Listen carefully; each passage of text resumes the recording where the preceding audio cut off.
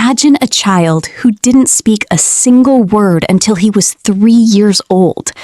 A boy whose teachers literally told his parents he will never succeed at anything.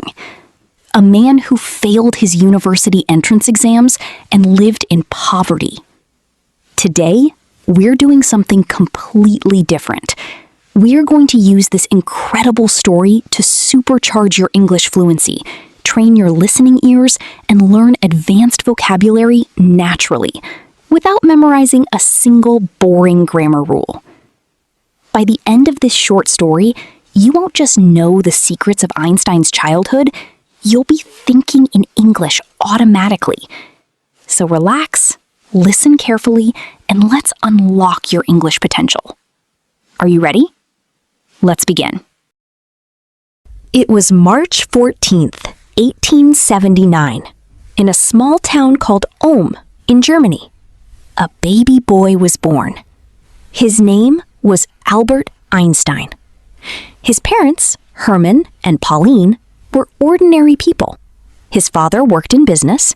His mother loved music and learning. When Albert was born, there was nothing unusual about him, except one small thing. His head was unusually large. His family joked about it. They wondered if he would grow up to be a normal child. They had no idea. As Albert grew, something became clear. He was different. He did not speak his first words until he was almost 3 years old. His parents were worried. Some people thought something was wrong with him. His family called him the quiet one. But Albert wasn't quiet because he was slow. He was quiet because he was always thinking. He would sit for hours, observing the world around him, trying to understand how everything worked. Then, one day, when Albert was 5, his father gave him a small gift, a simple compass. Albert stared at it. No matter how he turned it, the needle always pointed north. He became obsessed. What invisible force is guiding this needle? He sat with that question for hours. It was the first time Albert felt it, that feeling, that the world was full of invisible mysteries waiting to be discovered. He later said that moment left a deep and lasting impression on him. When Albert started school, things did not go well. Schools in Germany at that time were very strict. Students were expected to memorize facts, follow rules, stay quiet, obey. But Albert was not interested in memorizing. He wanted to ask questions. He wanted to find answers. His teachers grew frustrated with him. One teacher looked at him and said, "You are a disgrace. You will never be successful in life." Those words hurt, but Albert did not let them stop him. He struggled with languages. He found certain subjects difficult. But there was one subject he loved deeply: mathematics. He called it the language of the universe. His uncle Jacob made it even more exciting. He told young Albert, "Math is like a treasure hunt. Every problem is a clue that leads you to the solution." That idea stayed with Albert forever. His mother also believed in him. She noticed his love for music and encouraged him to learn the violin. At first, Albert resisted, but over time, music became something beautiful to him, a way to relax, a way to think clearly. While other children played outside, Albert sat with books. He imagined, he questioned, he dreamed. One afternoon, walking home from school, he asked himself a question that seemed almost impossible. What would it be like to ride a beam of light?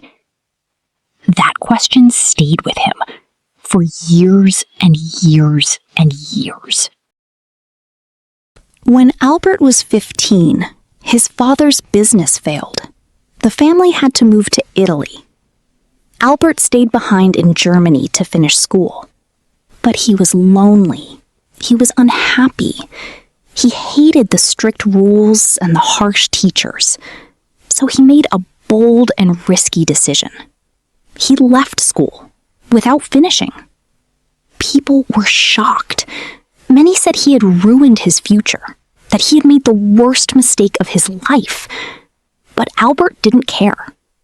He started teaching himself, reading books on science, philosophy, and mathematics, learning everything on his own terms. At just 16 years old, he wrote his first scientific paper. It wasn't perfect, but it showed something remarkable inside him. He then applied to a prestigious school in Switzerland, the Swiss Federal Polytechnic School. He failed the entrance exam. His weak subjects, French, languages, history, let him down. But Albert did not quit. He worked harder than before. He strengthened his weak areas. He applied again. And this time, he passed. Switzerland was different. Schools there were less strict. Students were encouraged to think freely. This was exactly what Albert needed. At 17, he finally began studying at the Polytechnic in Zurich. But even here, Albert struggled to fit in. He skipped lectures, he studied on his own. His professors found him frustrating. One professor told him, "You are a smart boy, Einstein, but you lack discipline." While his classmates followed the curriculum, Albert was chasing deeper questions. What is light? How does time work? Why does gravity exist? Most people had no answers. Most people were not even asking. But during this time, Albert met someone who changed his life. A young woman named Mileva Maric. She was the only female physics student in his class. She was brilliant. She shared his passion for science. They spent hours together discussing theories and ideas. They inspired each other. They dreamed together.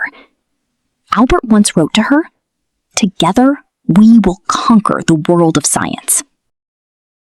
In 1900, at 21 years old, Albert graduated with a degree in physics.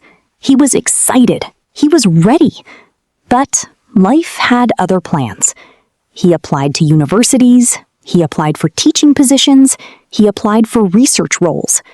Rejected, rejected, rejected. His professors gave him poor recommendations. They thought he was unmotivated, too independent, too difficult. This was one of the most painful periods of Albert's life. Imagine working for years, dreaming for years, and then facing rejection after rejection after rejection. But Albert did not give up. In 1902, he found a job, not as a scientist, not as a professor, as a clerk at the Swiss Patent Office in Bern. His job was simple: review patent applications, decide if inventions were original. It was not what he dreamed of. But Albert made a decision. He would not waste this time. He began secretly using his free moments at the office to think, to write, to calculate. He called the patent office his thinking lab. And in 1903, he married Mileva. Simple wedding, small apartment, not much money. His friends told him to let go of science, to be practical, to focus on his job. Albert said, "I would rather struggle for my passion than live comfortably without purpose." After 1905, everything changed. Scientists across Europe took notice. Universities that once rejected Albert now wanted him. He became a professor at the University of Zurich, then in Prague, then back in Zurich. But Albert remained humble. He once said, "I am no genius. I am simply curious. I stay with questions longer than others." In 1914, He was offered a prestigious position at the Prussian Academy of Sciences in Berlin. He moved to Germany, the country he had once run away from. It was a big moment. But the world around him was breaking apart. World War I had begun. Millions of lives were being destroyed. While many scientists supported the war, Albert spoke out against it. He believed in peace. He used his voice and his growing fame to call for harmony. But inside his personal life, things were also falling apart. The pressures of fame, years of struggle, growing distance. His marriage to Mileva was breaking down. In 1919, they divorced. Albert made sure Mileva and their sons were financially taken care of. But that same year, something extraordinary happened. Since 1915, Albert had been working on something even bigger than special relativity, his general theory of relativity. It was a new way of understanding gravity itself. He proposed something almost unbelievable. Gravity can bend light. In 1919, British scientists tested this theory during a solar eclipse. They measured, they calculated, they compared, and the results confirmed it. Einstein was right. Gravity bends light. Space itself curves. The universe works in ways nobody had imagined before. The news spread across the world like a storm. Newspapers printed enormous headlines. Einstein's theory proven true. For the first time in history, a scientist was treated like a celebrity. When reporters asked Albert how he felt about his sudden global fame, he smiled quietly and said, "If my theories are proven wrong, the Germans will say I am a German, and the Americans will say I am a Jew. If my theories are proven right, the Germans will say I am a German, and the Americans will say I am a Jew." The crowd laughed, but the words carried a deep truth.